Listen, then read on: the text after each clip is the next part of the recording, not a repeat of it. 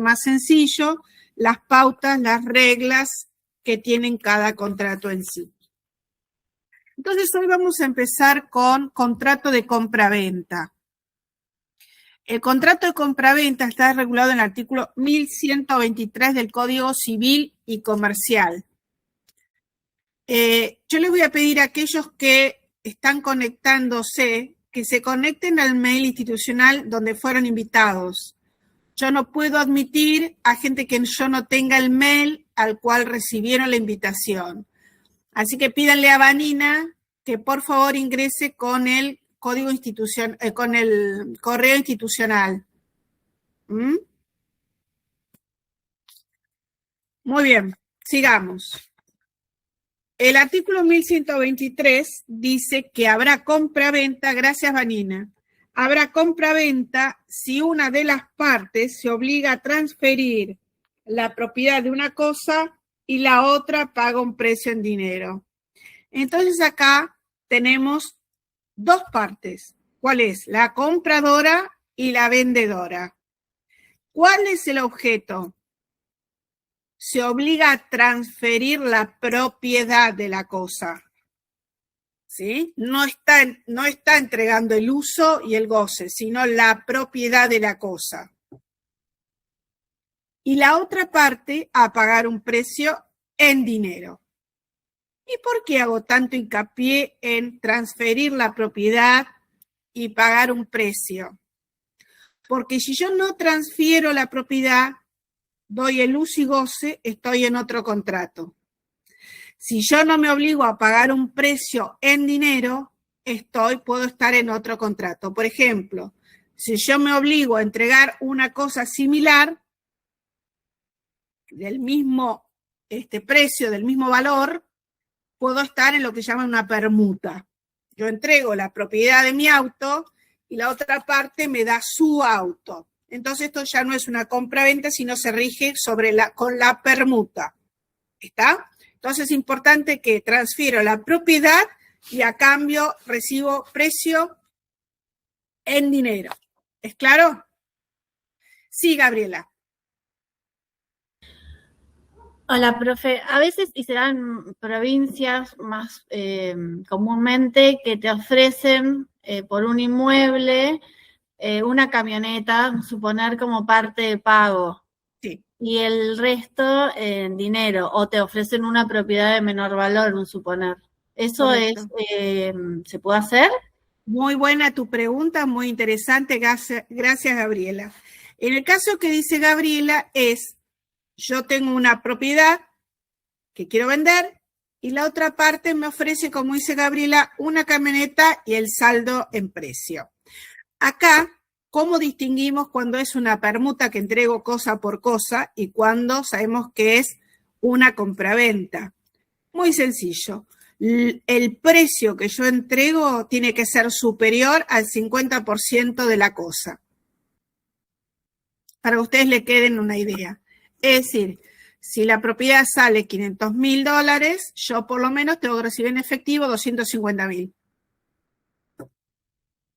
O más o menos, pero tengo que recibir un valor que sea superior al valor de lo que teóricamente no tiene que equipararse el valor de la cosa que entrego a la cosa que vendo. Entonces, por eso les pongo este ejemplo, grueso, absurdo tal vez, para que ustedes tengan clara la idea. No sé si contesté, Gabriela. Perfecto.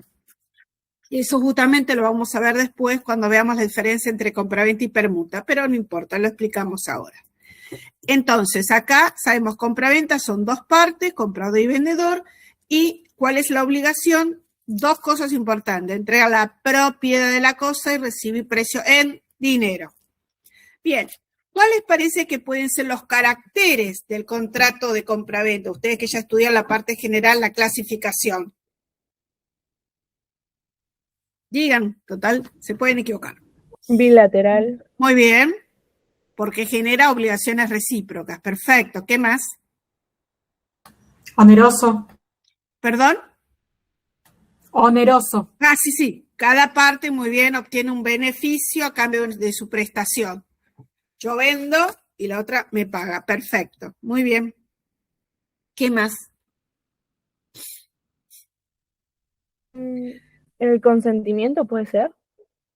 No, el consentimiento es un elemento del contrato. Acá estamos en las características. ¿Se acuerdan que tenía oneroso, gratuito, formal, no formal, bilateral, unilateral? Ya dijeron bien que era bilateral y oneroso, porque si fuera gratuito, estamos en presencia de otro contrato. ¿Es formal o no formal? No formal. Muy bien, no requiere una forma determinada, salvo el caso de los inmuebles, que es un caso especial. ¿Sí? Bien, ¿qué más? ¿Es consensual o real? Es decir, ¿se perfecciona con el consentimiento o con la entrega de la cosa? Consensual. Muy bien, se perfecciona con el consentimiento. Algunos autores hablan de que dicen que podría ser real porque se perfecciona con la entrega de las llaves. No, no, no.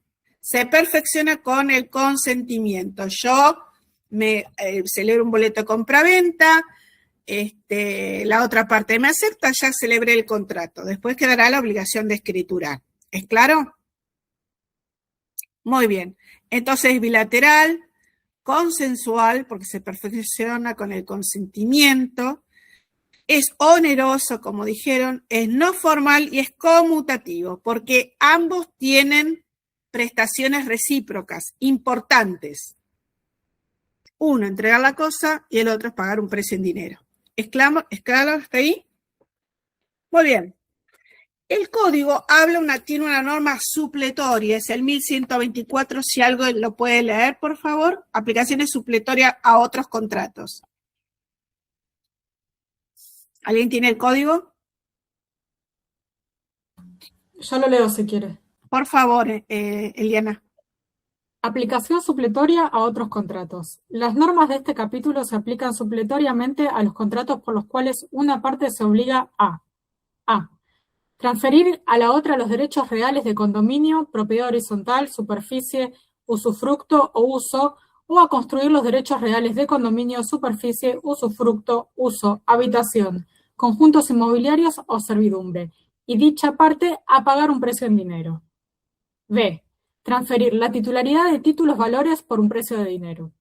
Es decir, ¿qué habla? De que acá habla de los derechos reales. El contrato no es un derecho real en sí. El contrato es un acuerdo de partes, pero implica en este caso transferir cuestiones que se hacen a los derechos reales. Por ejemplo, si la casa está hipotecada, yo transfiero junto con la titularidad la hipoteca. ¿Es claro? Si yo, por ejemplo, tengo una propiedad que está alquilada, yo transfiero con ese contrato de uso que he concedido con la locación. Es decir, conlleva la titularidad del derecho real. Otra situación es el 1125, que es la comparación de la compra-venta con el contrato de obra. Si yo le encargo a Da Vinci, obvio que no está presente, pero bueno, una pintura o una escultura, él me va a dar la pintura o la escultura. Pero eso no implica que yo le estoy haciendo un contrato de compra-venta de la escultura o la pintura. El contrato de compra-venta es yo me obligo a entregar la propiedad de una cosa y el otro a pagar un precio.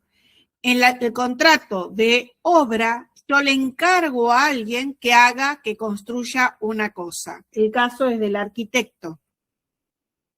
Yo le pido que construya una propiedad de tales dimensiones conforme el plano, hace un plano, le contrato su servicio para que haga una cosa. En cambio, en el contrato de compra-venta, yo estoy comprando algo que ya tiene. ¿Está? Es muy distinto una casa donde vendan escultura que yo voy y le compro una escultura. Eso es un contrato de compra-venta. ¿Es clara la distinción?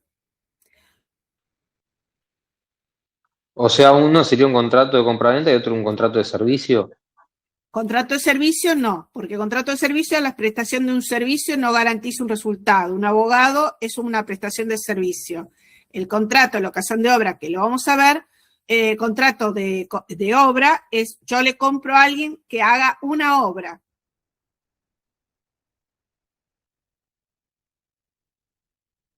¿Es claro? Es decir, Por tiene un ejemplo, que resultado me determinado. claro, yo le compro a alguien para que suministre la mano de obra. En cambio, que vendría a ser, como bien dijo su compañero, como una especie, en vez de locación de servicio, es un contrato de locación de obra. ¿Mm? Claro. Lo que pasa es que al decir locación de obra parece que fuese al que alquilo, pero en realidad le estoy comprando una obra, pero se llama locación de obra. Y locación de servicio porque yo estoy pidiendo que me preste un servicio y no garantizo un resultado. En la prestación de obra o locación de obra yo garantizo un resultado.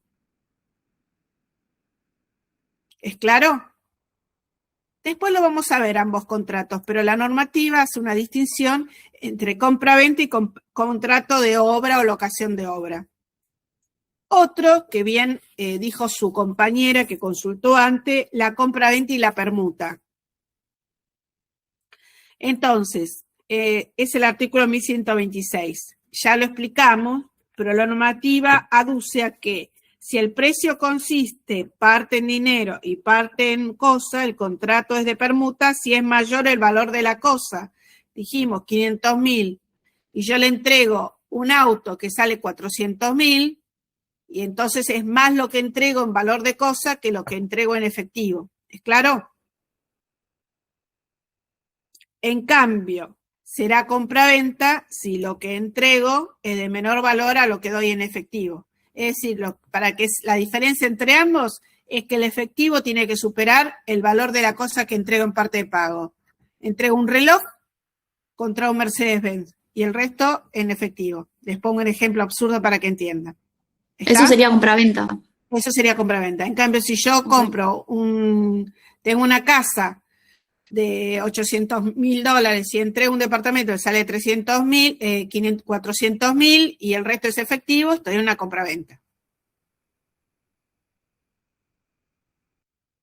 O sea que menos efectivo que valor de la cosa que entrego. ¿Es claro? Bien. La naturaleza del contrato. El contrato no debe jugarse de compraventa, aduce el Código Civil, aunque las partes así lo estipulen. Por más que yo diga contrato de compraventa, es un contrato de locación.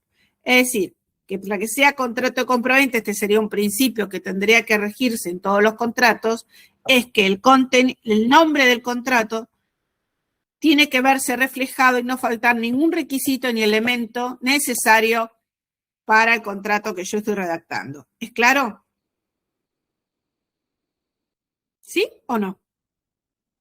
Sí, pero de todas formas se guían con el contenido, ¿no? O sea, si dice el título contrato de compra-venta, pero está redactado con un contenido de locación, es un contrato de locación. Correcto, por eso acá empieza a hablar de la naturaleza del contrato con un principio que tendrá que aplicarse en todos los contratos.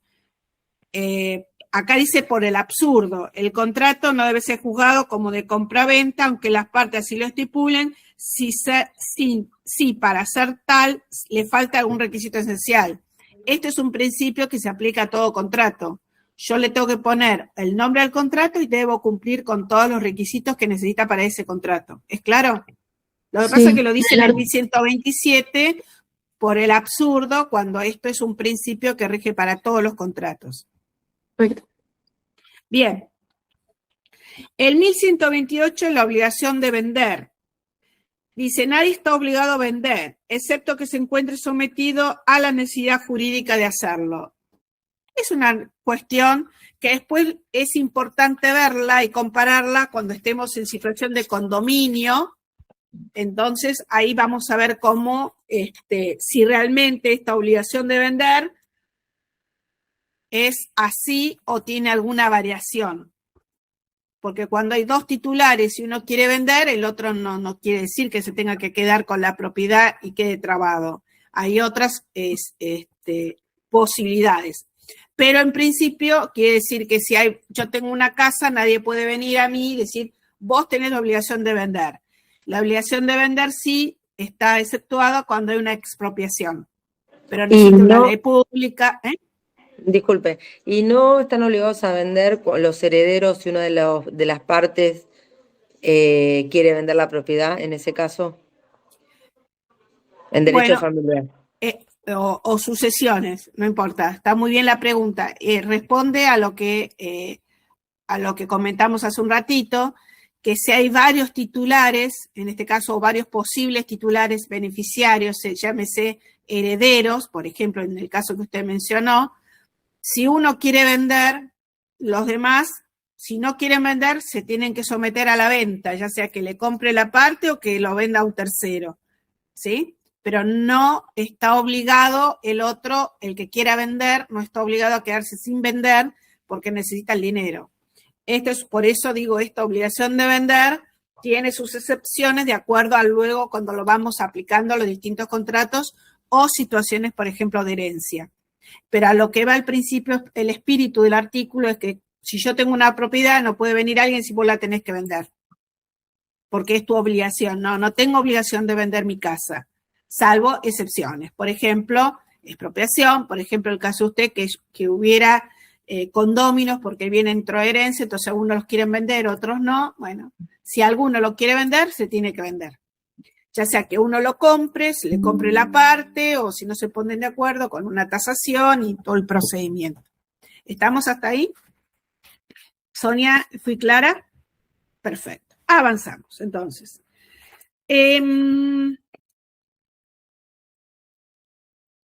La otra excepción, que aparte de la que mencionó Sonia, son los remates judiciales, donde por más que yo no quiera vender, si yo tengo una obligación que he incumplido y embarga en mi propiedad, sale sentencia, yo no cumplo, el remate judicial es una de las otras excepciones por el cual exceptúan el 1128 la obligación de vender. Acá hay dos tipos de bienes, los muebles y los inmuebles. Entonces, en el mueble, los bienes muebles, cuando se vende, se entrega la cosa. Es suficiente la entrega de la cosa. En cambio, en los bienes inmuebles se requiere la escritura pública y la inscripción registral. Es decir, si es un inmueble o un bien registrable, necesita la escritura pública y luego esa escritura tiene que registrarse en el registro que corresponda. Si es un bien, si es un inmueble, en el registro de propiedad inmueble, si es un bien prenda, bien mueble registrable, en el registro que corresponda, ya sea de autos, en el registro de propiedad automotor o en el caso de los buques.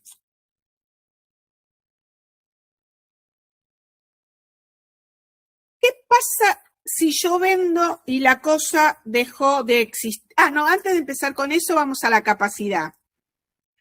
La capacidad. Una de las cuestiones importantes que una de sus compañeras mencionó dentro de los elementos del contrato está la capacidad. La capacidad, la regla general es que todo pueden comprar y vender. Ahora bien, incapacidad de ejercicio, es decir, facultad para poder accionar. Eso se hace mediante el representante legal. Capacidad de ejercicio. ¿Y quién es los representantes legales? De las personas por nacer, los menores de edad y los incapaces con sentencia judicial. Los otros incapaces de derecho, ¿quiénes son? Que es una inhabilitación legal. Los que tienen una pena mayor a 3 años. Muy bien. Después, los funcionarios públicos respecto a los bienes que administran. Y los abogados respecto de los bienes, de los juicios donde ejercen, los abogados y los jueces. Y los políticos respecto de... ¿Los políticos también era uno o no? ¿Cómo? ¿Los políticos también ¿era una también o no? No, los políticos, ¿por qué? A ver, un político Representa los que fines de la declara sus administración pública. bienes y tiene su declaración jurada que demuestra que tiene activo, puede comprar. Lo que no puede es comprar algo y no puede manifestarlo o respaldarlo con su declaración jurada de bienes. ¿Correcto? Sí, sí. ¿Puede Bien. ser los cónyuges cuando estén en régimen de comunidad? Perdón que no Muy tengo bien. la cámara prendida, no sé No, qué le está pasa. bien, Eliana, correcto. Los cónyuges también. El ¿Por qué? albacea, ¿no? ¿Y eso por qué? El albacea, muy bien. El albacea no heredero, muy bien. Los tutores y curadores. Ahora bien, vuelvo para atrás, que recién mencioné. El cónyuge bajo comunidad entre sí. Bien. ¿Y por qué les parece que entre cónyuges no pueden hacer un contrato de compraventa? ¿Sería una forma de eludir obligaciones, de insolventarse? Exactamente. Es una forma de sacar de su patrimonio los bienes. Por ejemplo, si el marido tiene una deuda y le van a ejecutar el bien, no puede el marido venderle al cónyuge porque es un bien ganancial. Entonces estaría sacando bienes de su patrimonio. Tampoco podría vendérselo a un tercero, ¿no? Porque estaría con los desbaratamientos de derechos adquiridos. Pero entre cónyuges no puede haber contrato de compraventa. Muy bien. ¿Cuáles son los elementos esenciales del contrato de compraventa?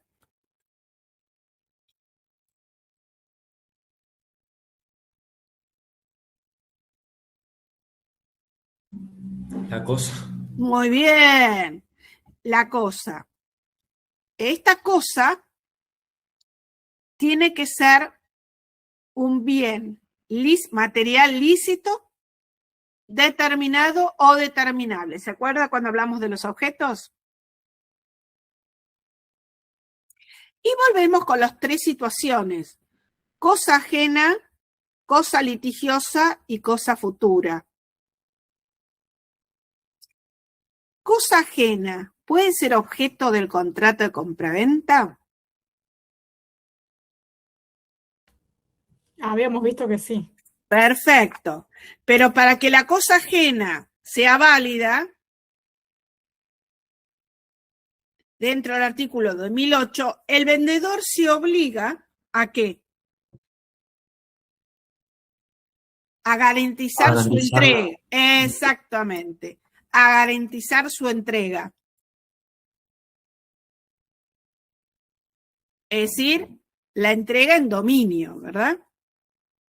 Si la cosa es futura, ¿qué pasa si se vende cosa futura? ¿Es válido o no es válida? Sí, mientras garantice que va Claro. a Casi es existir. determinable. Muy bien. ¿Y qué pasa? ¿Está sujeto a una condición o cumplimiento inmediato? Condición suspensiva. Muy bien. Está sujeto a una condición suspensiva porque se suspende en el tiempo hasta que la cosa aparezca, ya sea, por ejemplo, el caso de la cosecha. ¿Qué pasa con las cosas litigiosas grabadas o medias cautelares? Yo, por ejemplo, tengo una casa que tiene un embargo. ¿Es válido? ¿Puedo venderla? Sí, Si pero podés, se le perdón, no tiene que escuché. avisar. Permiso del acreedor. Se tiene, es decir, más, a ver, eso es el caso de la hipoteca, no nos vamos a meter en la hipoteca, pero vamos a ver la situación en general. Si un bien que yo quiero vender está grabado con un embargo, yo tengo la obligación en el boleto de compraventa de pasarle la información y dejar inserto de que el bien tiene un embargo, que pesa y dar toda la información que corresponda al embargo. Está en el juzgado tal, expediente tal, carátula tal, número tal, ¿sí? Tiene que constar en el boleto de compraventa. Es decir, tengo que manifestar. Recién dijeron la hipoteca. ¿Y por qué me separé? También se puede vender un bien que está hipotecado, pero como bien dijo su compañero, que no lo veo ahora en la cámara, tiene que tener la conformidad en ese caso del acreedor hipotecario. ¿Sí?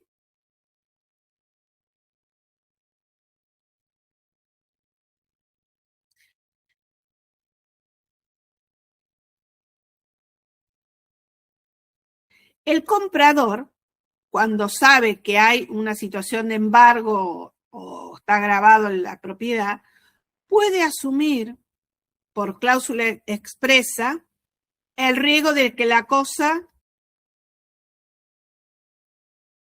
no pudiera pagarse. Lo mismo ocurre si la cosa es ajena, si la cosa es futura, perdón.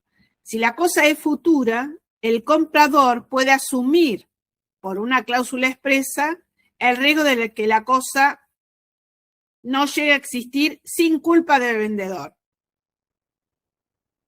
En el caso de sin culpa del vendedor es que vino un incendio y que era imprevisible por el calor, por ejemplo.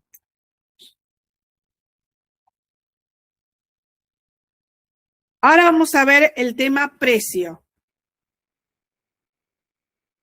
El precio debe ser en dinero.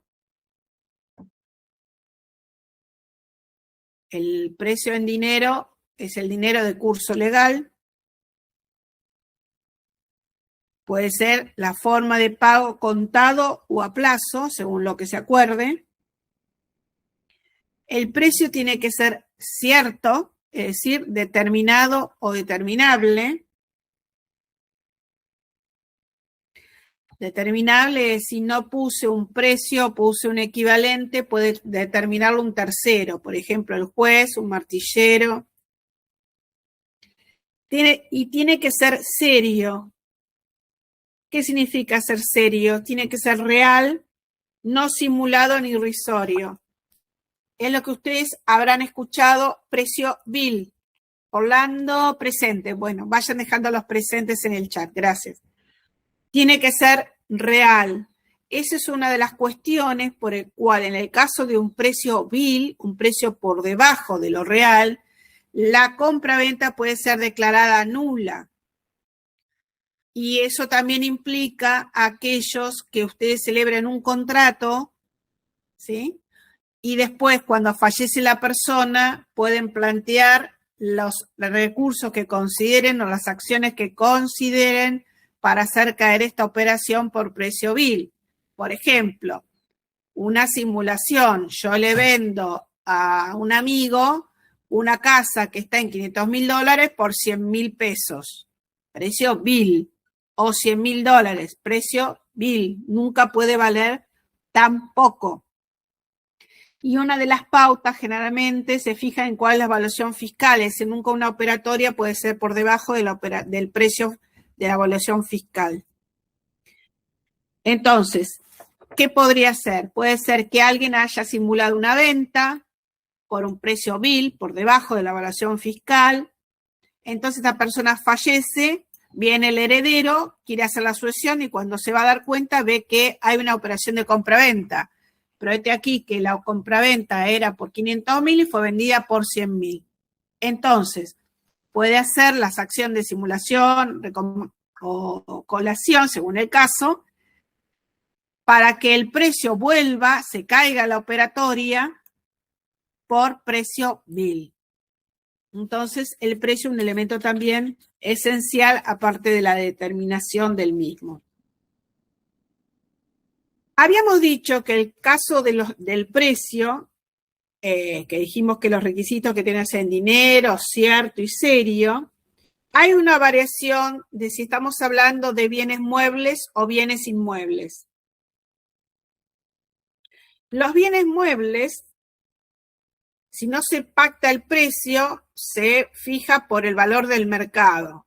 Por ejemplo, vendo un auto. Bueno, igualmente el auto tiene las tasaciones, el registro, vamos a una cosa más.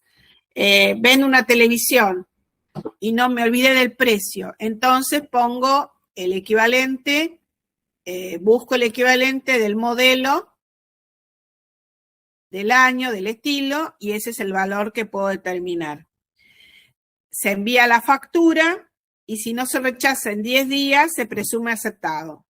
En el caso de que se rechace, tendremos que recurrir a un tercero, que sería en este caso un juez, que intervendría un perito, para que tase el valor o determine el precio del bien.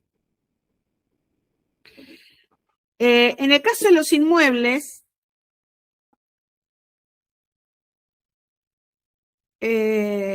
bueno, el caso de los inmuebles tiene un proceso, a ver, como dice acá. El caso de los inmuebles, sin precio por unidad de medida, si la diferencia es mayor a 5, se puede pedir ajuste o resolución. Con precio por unidad de medida, si es más del 5% de diferencia en superficie, el comprador puede resolver. Eso lo dice acá la normativa. Pero en el caso de los bienes inmuebles, si hay una diferencia de precio, generalmente la resuelve un tercero y se pide la fijación del valor por el juez. Sí, voy a hacer una cosa más. ¿Alguna pregunta hasta acá? Sí, me llamó la atención cuando dijo que el precio tenía que ser en dinero, en moneda de curso legal. Sí, también, porque usted vio el tema del dólar. Claro que, por ejemplo, la gran mayoría de las operaciones de compraventa de inmuebles son en moneda extranjera. ¿Eso se considera que es en especie cuando...? No. En dólares, o va a tener una cláusula que va a decir o la moneda equivalente a adquirir tantos dólares, tantos pesos, tantos dólares. Y acá tenemos un problema con los temas de los dólares y el tema del precio, justamente por esa cuestión. El dólar, como usted bien hace esta diferenciación, es una cosa, no es un precio. Tal es así que el Código Civil establece que si usted pactó en dólar, el comprador tiene el derecho, si usted pactó en dólares, el comprador puede depositarle el equivalente en pesos y usted tiene que aceptarlo. Entonces, generalmente el valor dólar se pone directamente en la escritura, se pone el valor de la cotización al momento de la operatoria compraventa para el pago de los impuestos y sellados. Usted puede pactar en dólares, pero en algún momento tiene que poner el equivalente para poder hacer los aportes que correspondan. Pero cuando hace, por ejemplo, una operatoria en compraventa, usted pone en dólares, pero el escribano pone el equivalente, $50.000, equivalente al precio de hoy de cotización de tanto, equivale a tantos pesos. Y tiene que tomar la cotización oficial. Exactamente, no del blue. Igual ahora en todas las operaciones te piden hasta dólar cara grande, azul, sin sellito, o sea... Sin manchas, sin nada. No te lo pasan a pesos en ninguna operación. No, pero sí en la escritura tiene que... Eso es, a ver, la entrega del dinero es un acuerdo entre las partes, ¿sí? Pero reflejado en el contrato de compraventa, usted pone dólares. Puede poner dólares o su equivalente en pesos para adquirir la cantidad de dólares. Yo pensé $20.000, entonces tengo que entregar en momento de escritura los $20.000 o la cantidad equivalente para comprar los $20.000 conforme las pautas que fuere. Generalmente cuando usted pacta en dólares porque quiere recibir dólares cara grande, como usted dice, con la cintita azul, sin manchas, sin nada, si puede le hace la transferencia y si no va al banco para que se los revise. Pero el escribano tiene la obligación de poner cuál es el equivalente, en el caso del inmueble, cuál es el equivalente en pesos para el pago de los impuestos fiscales. Bien. Está muy bien las preguntas que han hecho, me gusta. ¿Alguna otra pregunta?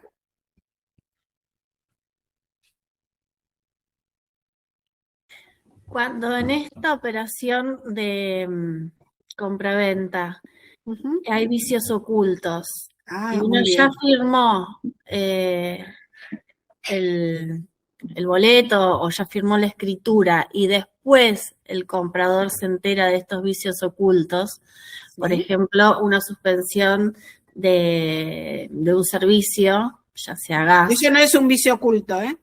pero si hay una suspensión, ¿qué sería un vicio oculto? Un vicio oculto está roto los caños de adentro de la pared, que usted no lo puede ver. Hay una pérdida de gas por por un caño roto. Una pérdida de agua por un caño roto. Claro, sí. Bueno, es el dueño responsable. no sabía, igual se firmó, no lo dijo. Ujú. Bueno, yo sé que hay un tiempo estipulado pero bueno, el comprador se dio cuenta, ¿y qué pasa cuando te das cuenta? Se tiene que hacer cargo el ex dueño. Ahora, si no se hace cargo, hay carta documento, pero siempre recae en el ex dueño. Correcto, no se desobliga de los vicios ocultos. Los vicios ocultos son aquellos que no se pueden ver a simple vista. El pago de un impuesto, un servicio, no es un vicio oculto, eso es una obligación y eso lo cubre el escribano, donde tiene que pedir los libre deudas para celebrar la escritura y retiene las partes correspondientes. El vicio oculto es lo que está dentro de la pared o dentro abajo, o en el techo, o en el suelo, y que a simple vista no se ve. Tiene que ser, que ustedes lo han visto. Excepto el que compra, si el que compra la propiedad es maestro mayor de obra.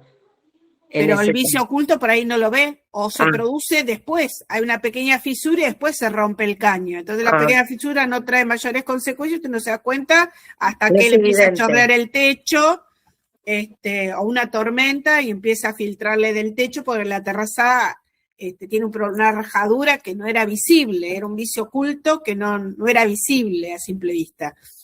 Ahora, si es un vicio que es visible, sea quien sea, puede ser, como usted dice, si es un maestro mayor de obra, el vicio que puede ser visible a simple vista por un humano no profesional, no es lo mismo que a simple vista por un maestro mayor de obra, donde sabe que había manchitas de ¿Hola?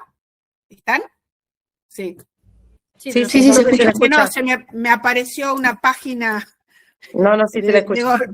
Bueno, un maestro mayor de obras donde no puede decir que había una pared que tenía hongos visibles, no puede negar que después eso no sabía que era humedad, ¿sí? Menos, en este caso se hace responsable el ex dueño, la inmobiliaria que interviene, la escribana que firmó, que intervino en la firma de la escritura, todos en conjunto, como... no, el que responde es el que vende. Bien. El que responde es el que vende. ¿Y ¿sí? La inmobiliaria que hizo de mediador? Usted lo puede traer a la operatoria, pero... ellos generalmente, sí, lo puede traer, pero generalmente la defensa o lo que dicen las inmobiliarias, yo lo único que hice, acerqué a las partes interesadas y cobré comisión por la gestión. Si es un vicio oculto, yo tampoco sabía, y yo no soy responsable porque yo no soy propietario de la cosa. Mi función es acercar a las partes, ¿sí?, para que realicen una operatoria. Ahora, si es un vicio visible y el comprador no le importó y después viene y reclama, y puede ver si corresponde hubo mala fe por parte de la inmobiliaria para traerla o no. ¿Mm? Yo me acuerdo en ese tema de vicios ocultos que había una excepción, algo similar a lo que había dicho Sonia, no sé si me estoy equivocando, que si la persona es un profesional en la temática, por ejemplo, vendo mi auto, hay un vicio, yo soy consciente que tiene un vicio ese auto, lo vendo y no sé, se lo vendo a un mecánico que lo revisa, lo ve, lo compra, y es profesional en la temática y después no me puede reclamar sobre ese vicio. ¿Es así eso? ¿O yo ya tengo mala fe porque yo ya lo sabía con anticipación? Yo creo que tengo mala fe cuando yo ya lo sabía. Claro. Y si yo no lo sé y él lo revisó todo como ahí... hay que probar que el vicio fue posterior o fue concomitante al momento de celebrar el contrato. Claro, Puede ser que ninguna de las partes se haya dado cuenta porque tenía un vicio, una rajadura que no hacía mayor efecto, mayor daño, pero después con el uso se dan cuenta que esa pequeña fisurita o falta un tornillito, que usted cuando compra un auto no revisa hasta el último tornillito, hace la inspección, el BTV, que esté todo en condiciones, ¿sí? ok, O entonces por aunque sea ejemplo, profesional, no. o por ejemplo, bueno, eso hay que tener, esa la defensa depende de usted del lado que se ponga. Si es del lado del Claro, comprador o del lado del vendedor, usted usará la defensa. Por ejemplo, un vicio oculto es el tema de los airbags en los autos. Ahí son responsables tanto el que vendió la concesionaria, el vendedor, el fabricante, son todos responsables, porque es un claro. vicio que nadie sabe que no, y no es mala fe del que lo hizo tal vez, porque Claro, no no lo puedes sabía que saber no. hasta que tengas el accidente. Exactamente, ¿es claro? Claro. Entonces todo eso hay que ver. Uno puede tener una norma general, pero siempre para responder y poder asesorar, tienen que tener el caso en particular bien claro. Por eso Claro. es importante que sepan cuáles son las particularidades de cada contrato. La parte general la van a traer constantemente a cada contrato y la van a poder usar y cómo la van a poder usar según el caso. Entonces ahora van a traer todo lo general a lo particular. Bueno, ¿alguna otra pregunta? No. Muy buenas las preguntas, las acotaciones que hicieron.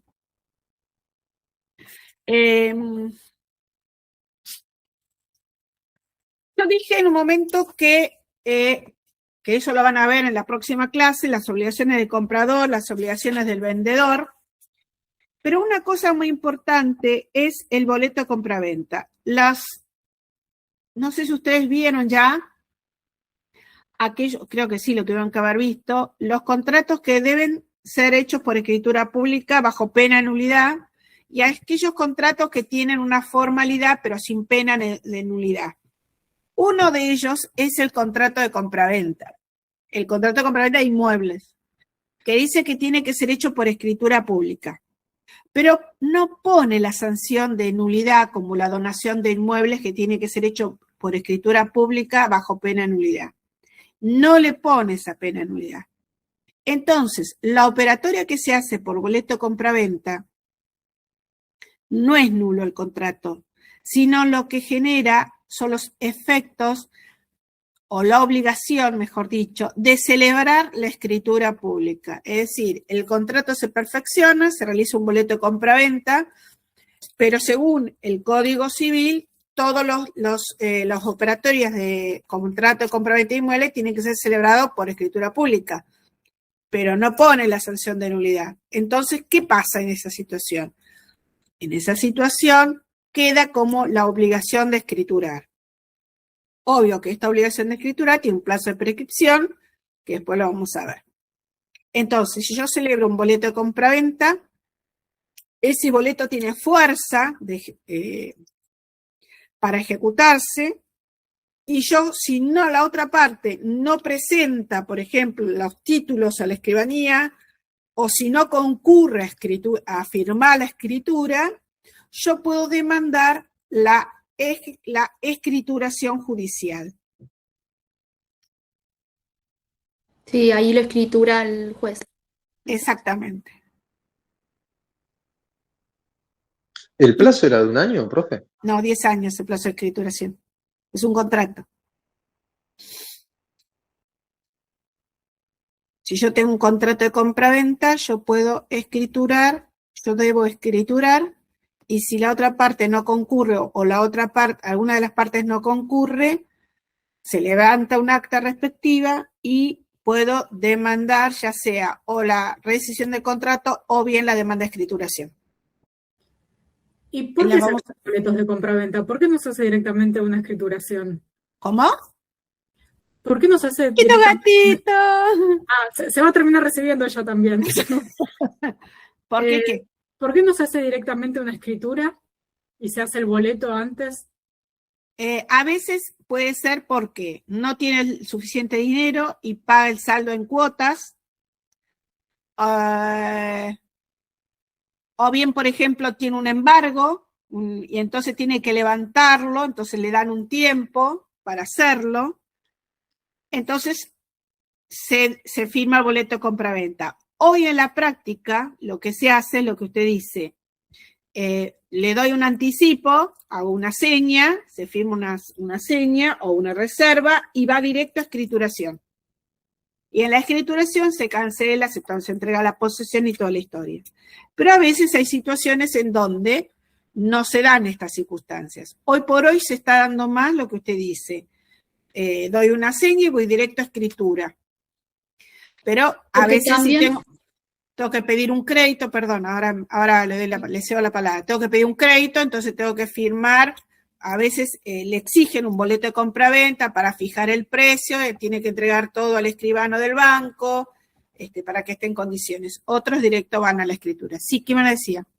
Sí, que yo me acuerdo en la parte del estudio de la primera parte de la materia que estaba este tema del boleto de compraventa, pero que también tenía un cierto riesgo, porque si, por ejemplo, se realiza el boleto de compraventa y no se escritura, la propiedad no queda registrable, entonces no queda visible a terceros. Entonces puede suceder que No es el oponible a ese dueño- terceros, sí.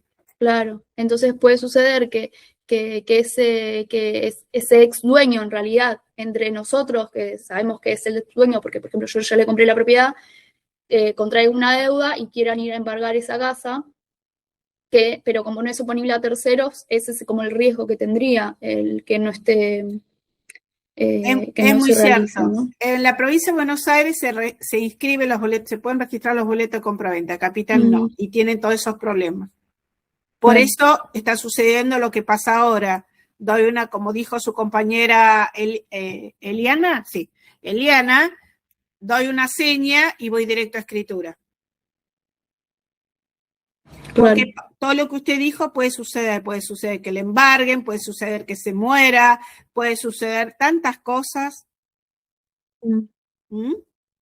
Sí. Puede suceder que no le pague la totalidad, que era en cuotas y aunque sea en dólares, y en 3 cuotas, supóngase, o 4, y no le paga, y entonces se cae la operatoria, entonces demanda la escrituración o bien deja sin efecto el contrato. Son situaciones y riesgos que a veces, hoy por hoy, si usted tiene el dinero, prefiere ir directo a escritura. Si no tiene el dinero, tendrá que acogerse a algún boleto con cuotas. ¿Mm? Muy bien, muy buena la acotación, Vanina, muy bien, Eliana, y muy bien, Gabriela. ¿Alguna otra pregunta? Bueno, si no hay más preguntas, hasta acá dejamos, y en la clase siguiente van a ver obligaciones del contrato de compraventa, tanto por parte de comprador como del vendedor, y después supongo que seguirán con permuta. Pero vayan leyendo, así les va a ser más fácil. Den los presentes y a medida que van dando los presentes van abandonando la clase y les doy la bienvenida a esta segunda etapa del cuatrimestre. Muchas gracias. Hasta luego. Gracias, profe. Hasta luego. Gracias, profe, gracias. Hasta luego. Chao, chao. Chao, chao.